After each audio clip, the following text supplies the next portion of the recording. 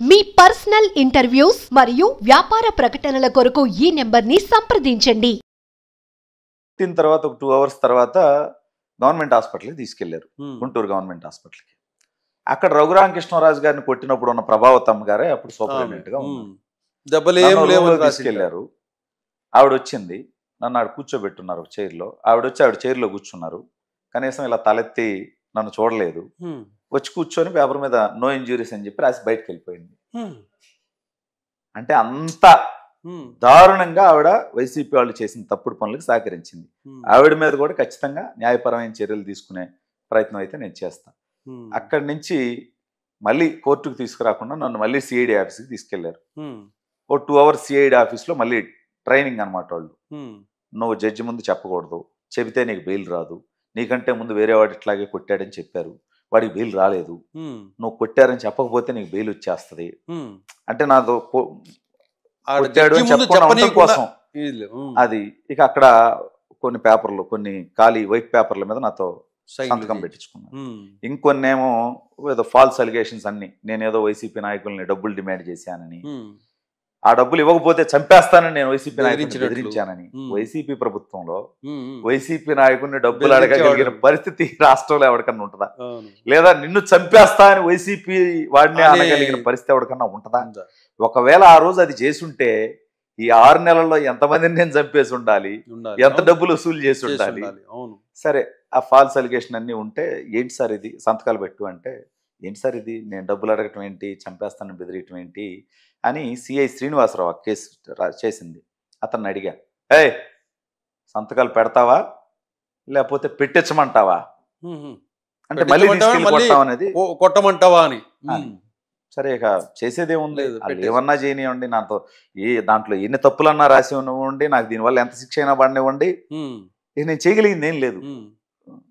సంతకం పెట్టాను. ఆ తర్వాత జడ్జి గారి ముందుకు తీసుకొచ్చారు.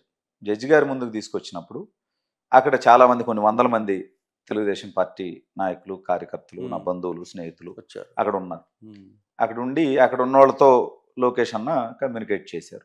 వాడిని ధైర్యంగా ఏం జరిగిందో అది జడ్జి గారి ముందు చెప్పమనండి, నేను చూసుకుంటా అని చెప్పారు. ఆ నాయకులు నాకు చెప్పారు, నీకు ఏం జరిగిందో అది జడ్జి గారి ముందు చెప్పు, లోకేష్ గారు చూసుకుంటారు, ఆయన ఈ కేసు ఫాలో అప్ చేస్తున్నారు, ఇక్కడ ఏం జరుగుతుందో మొత్తం ఆయనకి తెలుసు, నువ్వు ధైర్యంగా ఉండు అని చెప్పి నాకు ఆ మాట వాళ్ళు కమ్యూనికేట్ చేశారు పార్టీ నాయకులు.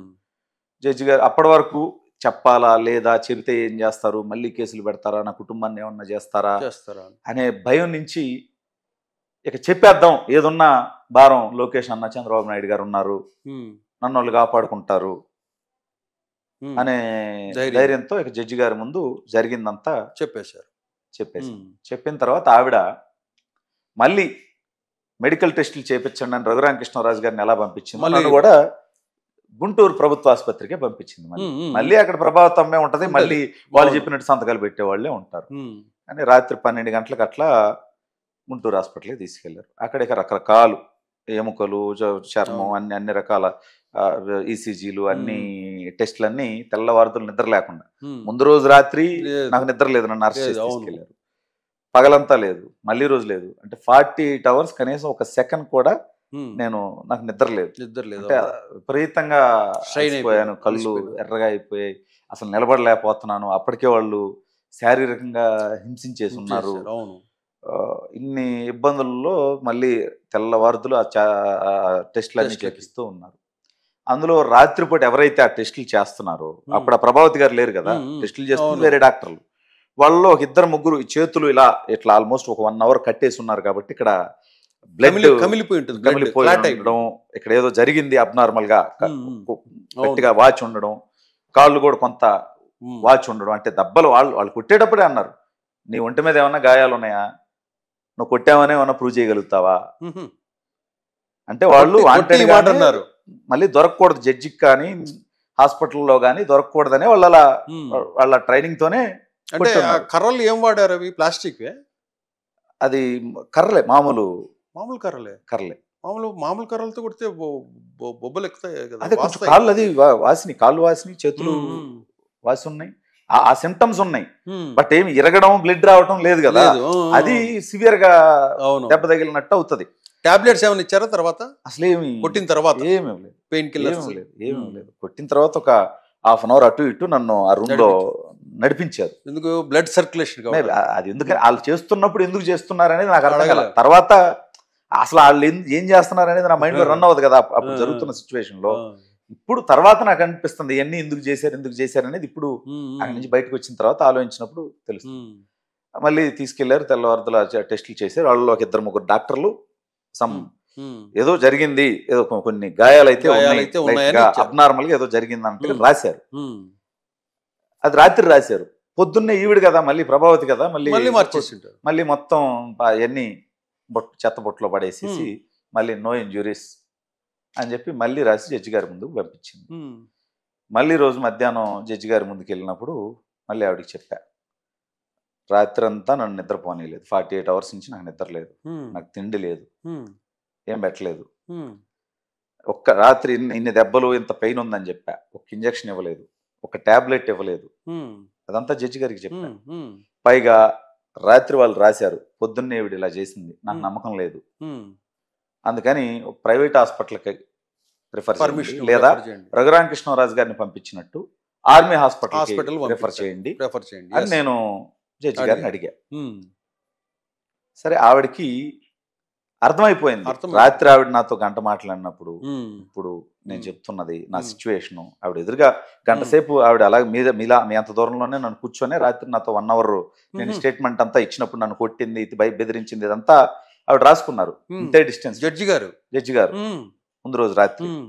సో ఆవిడకి అర్థమైపోతుంది, ఎదురుగా మనిషి ఆవిడని కొడితే ఏం జరిగింది, వాళ్ళు మనుషులే కదా, రిపోర్ట్లు లేకపోయినా కానీ ఆవిడకి ఎదురుగా అర్థమైపోయింది, మనిషిని చూస్తే ఏం జరిగింది తెలిసి చెప్పి ఆవిడకి అర్థమైపోయింది. అందుకని వాళ్ళు పెట్టిన ఫేక్ అలిగేషన్స్ని, నన్ను అరెస్ట్ చేయడం కోసం వాడిన సెక్షన్ 386ని, డబ్బులు ఇచ్చారు అనేది, చంపేస్తానని బెదిరించాననే సెక్షన్ ఆవిడ కొట్టేసి, మీరు 41 ఇదంతా నాకు అర్థమవుతుంది, మీరు ఏం చేశారో ఎలా చేశారో నాకు అర్థమవుతుంది అని చెప్పి పోలీసులని, నేను రిమాండ్ రిజెక్ట్ చేస్తున్నాను, మీకు అవసరం అనుకుంటే మీరు 41 నోటీసు ఇవ్వండి, లేదా వ్యక్తిగత పూచీకత్తు తీసుకొని అతన్ని రిలీజ్ చేసేయండి అని చెప్పింది. ఆవిడ అలా చెప్పిన 2 సెకండ్స్లో అక్కడి నుంచి పోలీసులు వెళ్ళిపోయారు. నాకు 41 నోటీస్ ఇవ్వాల, ఆ కేసులో ఈ రోజుకి 41 నోటీస్ ఇవ్వాల, లేదా నాతో ఏం పూచీకత్తు ఏం పెట్టుకోవాలి, వెళ్ళిపోయారు. జడ్జి చెప్పారు, వాళ్ళు వెళ్ళిపోయారు, నేను వదిలేసి వెళ్ళిపోయారు. నువ్వు ఇంటికి ఎట్లా వెళ్తావు, ఏమిటి, ఏం లేదు, లేదా అసలు నాకు వెళ్ళాలా లేదా మళ్ళీ వచ్చి నోటీస్ ఇస్తారా, లేకపోతే ఏం జరుగుతుందో నాకు తెలియదు. జడ్జి గారు ఏమో 41 నోటీస్ ఇవ్వండి, లేకపోతే పూచీకత్తు తీసుకొని పంపించండి అందా, ఏం చేయకుండా వెళ్ళిపోయారు. ఏంటో నాకు తెలియదు ఇప్పటికీ ఆ కేసు. అంటే వాళ్ళ టార్గెట్ అయిపోయింది, తీసుకెళ్ళాలి, కొట్టాలి, బెదిరించాలి, మాట్లాడొద్దు అని వాడు గొంతు నొక్కేయాలనుకున్నారు. ఆ టార్గెట్ అయిపోయింది. కాబట్టి 41 నోటీసు, నేను జైలుకి పోవటం ఎందుకు వాళ్ళకి, అక్కడి వరకు అయిపోయింది. తర్వాత ఇంటికి వెళ్ళిన తర్వాత మీ ఫ్యామిలీ, మీ మదర్ ఫాదర్ అంతా ఉంటారు కదా, మీ మిస్సెస్. అంటే నేను ఇంటికి వెళ్ళలేదండి, అక్కడి నుంచి బయటికి రాగానే అప్పటికే పెట్టున్న రాష్ట్రంలో వివిధ ప్లేసుల్లో పెట్టున్న కేసులు ఉన్నాయి, వాటిల్లో అరెస్ట్ చేస్తారు అనేది, మళ్ళీ అరెస్ట్ చేస్తారని ఇమిడియట్ గా అబ్స్కాండ్ అయిపోయారు. అక్కడి నుంచి మళ్ళీ అబ్స్కాండింగ్, పార్టీ ప్లేస్ చెప్పింది ఒక చోట ఉండమని, ఆల్మోస్ట్ ఒక 2 months మూడో మనిషితో సంబంధం లేకుండా మళ్ళీ ఉన్నారు అబ్స్కాండింగ్ లో మళ్ళీ దాక్కొని ఉండాల్సి వచ్చింది.